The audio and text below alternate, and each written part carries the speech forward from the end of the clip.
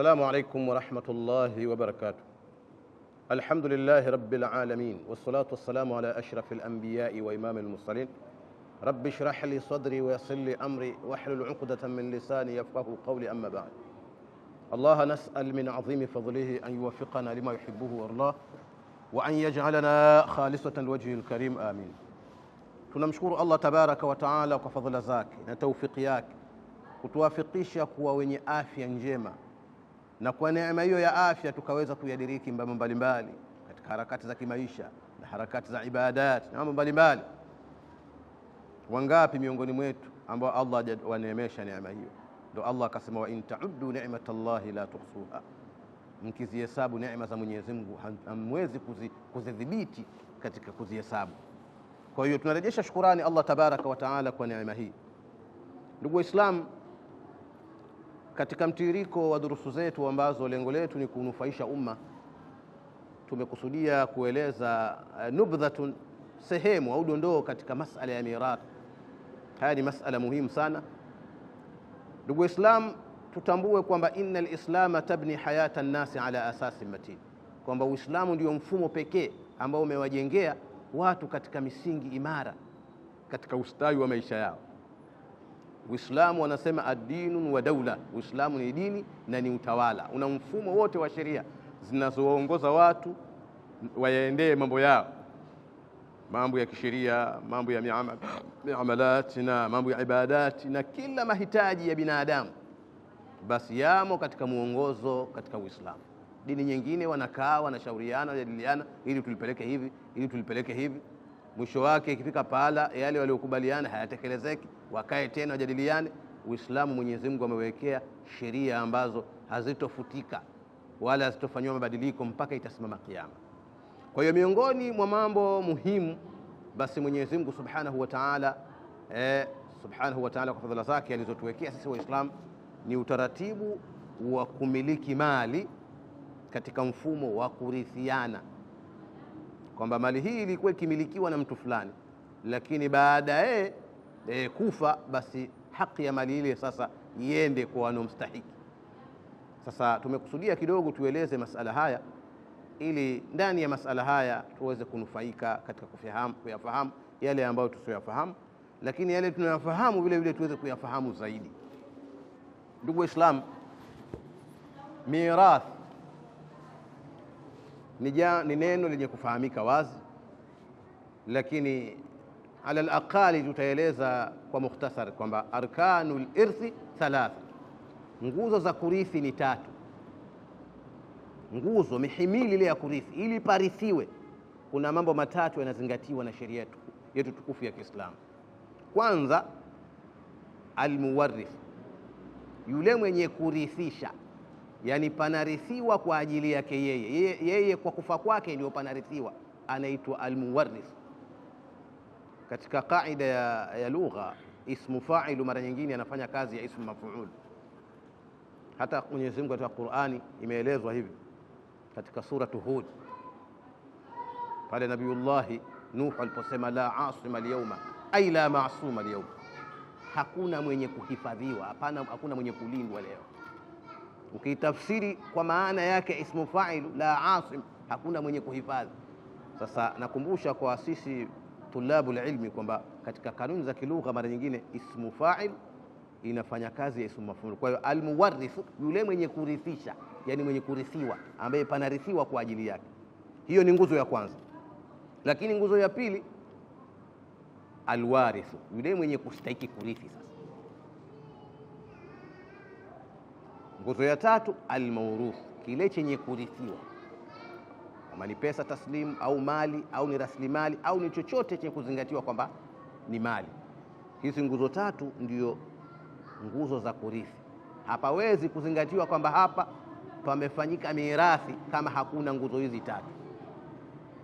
Yule mwenye kurithiwa ambaye bila shaka amekufa, alafu alwarithi, yule ambaye mwenye kurithi ambaye yuko hai baada ya yule mwenye kufa, ambaye kimsingi alimstahiki kumrithi, alafu kupatikana kile chenye kurithiwa kiwepo, maana kama hakipo kutarithiwa nini? Kisha kuna shurutul irthi, kuna sharti za kurithi. Sasa Zishapatikana mambo hayo matatu yashathibiti, sasa kuna masharti ya kurithi. Masharti ya kurithi wanachuoni wa ilmu al-faraidh wanasema thalatha, nayo vile vile ni mambo matatu. Mautul muwarrith haqiqatan au hukman, kufa yule mwenye kurithiwa kwa uhakika au kwa kuhukumiwa kwamba amekufa. Tutayafafanua. Nguzo ya pili, hayatul warithi inda mautil muwarrith, kuwa hai yule mwenye kurithi wakati wa kufa yule mwenye kurithiwa ambaye yeye anamstahili kumrithi. Tutalifafanua vile vile. Alafu nguzo ya tatu, maarifatu jihatil irth, kujua namna ya kurithi. Sasa tukifafanua hii kipengele cha kwamba mautul muwarrithi haqiqatan au hukman, maana yake ni kwamba kuthibitishwa kufa kwa yule ambaye kwa kufa kwake mali yake inarithiwa, kwa sababu wanachuoni wa ilmu al-faraidh wanatuambia idha mata ash-shakhs, atakapokufa mtu, intakala milkiyatu al-mali minhu ila warathatihi al-ahya, tayari ushahama umiliki wa mali kwake na unakwenda umiliki huo kwa warithi wake waliokuwa hai. Kwa hiyo athibitishwe kwamba kweli amekufa. Aliposema haqiqatan, kwa uhakika wa kufa, au hukman, au kwa kuhukumiwa, maana yake ni kwamba ithibitishwe hasa kwamba amekufa. Kama katika mazingira yetu ya kawaida, tunamuuguza mgonjwa wetu au kapata ajali au hali yoyote iliyompelekea kifo chake, tumethibitisha sasa, tushamzika au kazikwa pahala, lakini kuna kauli iliyokuwa madhubuti mauthuki kwamba huyu ameshakufa. Sasa huyu katika mazingira haya ishathibiti mali yake hii kurithiwa, au hukman, au kwa kuhukumiwa kwamba hakuna kauli mauthuq yenye kuthibitisha kwamba amekufa, lakini kwa kuhukumiwa inazingatiwa huyu amekufa, kapotea katika jamii yake kwa miaka mingi, mazingira ambayo yanaashiria huyu kwa hali hii hayupo hai. Lakini hili huwa halikaliwi kikao na familia kwamba jamani, huyu kaenda migodini, au huyu alikuwa katika miongoni waliokamatwa usiku au amepotea, au huyu ana hali hii, sasa tumwekeeni jamvi, ashakufa huyu na mali yake rithiwe. Haya masala yanapelekwa katika mamlaka zinazohusika ambayo ni ofisi ya kadhi na mufti. Hao sasa wanalitazama jambo hili, na kwa mamlaka waliopewa wanalifanyia istitlai, hatimaye wanakuja na kauli kwamba kwa mazingira haya huyu hayupo tena duniani, na hilo linakuja kwenye familia pengine kimaandishi katika mazingira yetu ya leo. Hapo sasa hatua zinaanza kuchukuliwa, kizuka anaanza kukaa eda, na sasa mali zake zinarithiwa. Kwa hiyo kuthibitishwa amekufa kwa uhakika au kwa kuhukumiwa katika mazingira haya tuliyoeleza. Sasa ikishathibitishwa hivyo, ina maana sasa ule umiliki wa mali umeshahama kwenda kwa warithi wake walio hai. Katika sharti ya pili, hayatul warithi, huwa hai yule mrithi inda mauti almuwarrith, wakati wa kufa yule mwenye kurithiwa, ambaye kwa kufa kwake yeye ndio panarithiwa na yawe hai. Mathalan, sisi tumezaliwa sita na baba yetu, wanaume na wanawake. Mzee wetu ametangulia mbele ya haki kwa namna yoyote ambayo amemfika mauti yake, ikiwa ni kitandani, ikiwa kwa ajali, ikiwa kwa hali yoyote, na maana sisi tushathibitiwa kwamba ni warithi wa ile mali ya mzee wetu, muda kwamba hatujapitiwa na mawani ilirth ambayo tutakuja kuvieleza pia, vizuizi vya kurithi kama riqin, al-ikhtilafu din, al-qatl na vitu vinginevyo ambavyo tutakuja kuvifafanua huko mbele.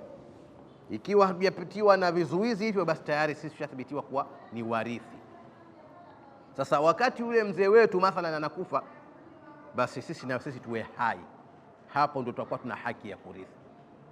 Na ndio maana tuna kauli katika mazingira yetu kwamba alikimbia urithi, kakimbia urithi. Maana yake ni mfano mzee alikuwa na watoto sita na mmoja katika watoto wake akafa kabla yeye ya kufa, yule kimsingi anakuwa ashapoteza haki ya kurithi, kwa sababu sharti ya kurithi moja imeshapotea kwake, kwa sababu lazima awe hai wakati wa kufa yule mwenye kumrithi. Sasa katika hili isije katokezea wajukuu wa huyu marehemu ambao ni watoto wa huyu mtoto aliyekufa, aliyekimbia mirathi, wasije wakawakalia rohoni mababa zao wadogo na mashangazi zao kwamba mmetudhulumu mali zetu sisi. Baba yetu alikuwa na haki hapo. Naam, alikuwa na haki alipokuwa hai, lakini alipokufa sheria ya mirathi inaeleza kwamba huyu ashapoteza haki ya kurithi. Hiyo ni moja katika masharti kwamba lazima awe hai. Na kwa mazingira haya sasa sheria ikaeleza kwamba ikitokezea wamekufa katika mazingira ya pamoja, hapajulikani ni nani aliyekufa mwanzo, basi hawa hawarithiani. Lakini ikithibitishwa kwamba mathalan wamepata ajali ile ikapelekea labda baba amekufa japo kwa sekunde moja, mtoto akabakia kuwa hai, ikathibitishwa hivi, tayari yule mtoto ana haki ya kurithi. Ina maana watoto wake huyu mtoto ambaye ni wajukuu wa yule marehemu wana haki ya kudai mirathi ya baba yao, kwa sababu wakati anakufa baba yake ambaye ni babu yao, yeye aliendelea kusurvive japo dakika 5. Haya ni masala ambayo lazima tuyafahamu vizuri. Kwa hiyo kurithi ni lazima wewe mwenye kurithi nawe uwe hai. Ikiwa umekufa au umekufa pamoja na yule ambaye kimsingi ulistahili kumrithi, sheria ya Kiislamu inasema umeshapoteza haki ya kurithi. Sasa mirathi ni jambo pana, lina jihat mbalimbali, zina namna mbalimbali kulingana na yule ambaye umefungamana naye katika hali ya kurithiana.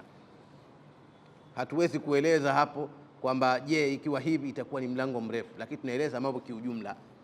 Lakini kiujumla ni kwamba hizi ndizo nguzo mbili za kurithi, na nguzo ya tatu maarifatu jihatil irth, kujua sasa namna ya kurithi. Mirathi ni ilmu ambayo ina taratibu zake, ina njia zake, ambayo kama ambavyo tutaweza kuyafafanua huko mbele kwamba nani apate kiasi gani katika mazingira gani na nani anakuwa ni mahjub. Kuna tutakuja kuvieleza vipengele mbalimbali. Kuna hajmu nuqsanin, hajbu hirmanin, yani kuzuiliwa kwa kupunguziwa, kwamba kwa kuwepo fulani wewe ulistahili kupata hiki, lakini kwa sababu yeye yupo yeye, basi umepunguziwa kile ulichostahili kukipata, au kazuiliwa kabisa usipate kitu kwa sababu ya kuwepo mtu fulani. Hayo ni vipengele ambavyo pia katika silsila ya darasa yetu hii tutakuwa tunaeleza. Lakini alhasil tunachotaka kukieleza ni kwamba sheria ya mirathi au sheria ya Kiislamu inaongoza hivi kwamba atakapokufa mtu, kwanza kabla mali yake haijarithiwa, kuna mambo lazima tuyazingatie kabla ya kuingia katika kuirithi mali yake. Sheria inasema kwamba zitumike mali zake zile fi tajhizi ila an yudha fi lahdi, zitumike mali zake zile katika kumwandaa yule, kwa maana ya masuala ya kumkosha kama sanda, kumpeleka kaburini. Inategemea mazingira na nchi na hali. Kuna baadhi ya maeneo wakoshaji wanalipwa, pengine kuchimbwa makaburi nalipwa, msafara pengine kutoka hapa mpaka kaburini. Alhasil zitumike gharama zote, tena zitumike bighairi taqtirin wala israf, pasi watu wasijibane sana wala wasifanye israf, kati na kati. Kwa hiyo zitumike gharama hizo ikiwa kuna mazingira hayo. Huu mfumo tuliokuwa nao kwamba akishakufa mtu watu wanakaa kwenye baraza wakaanza kusema haya, jamani letu tumzike ndugu yetu, ni mifumo tumeiweka, lakini Uislamu haikuyaweka taratibu hizi, ni taratibu tumeziweka sisi wenyewe.